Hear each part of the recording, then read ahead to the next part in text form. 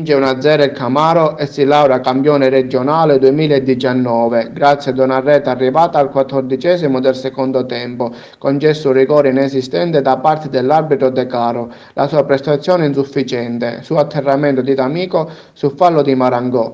Lo stesso D'Amico lo trasforma in rete. La società messinese si aggiudica il titolo di campione regionale della categoria juniores. La partita si è disputata allo stadio Saraceno di Ravanusa ed è stata organizzata dalla società del Canecattì, detentore fino a ieri del titolo 2018.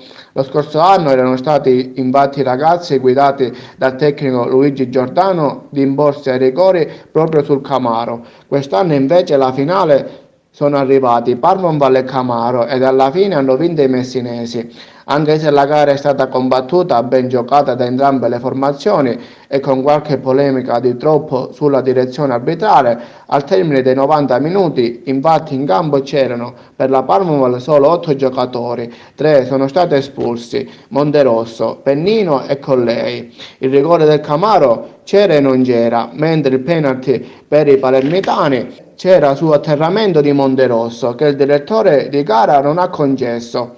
A premiare la squadra vincitrice sono stati il presidente regionale della FIGC Santino Lopresti ed il sindaco di Ravanusa Carmelo D'Angelo.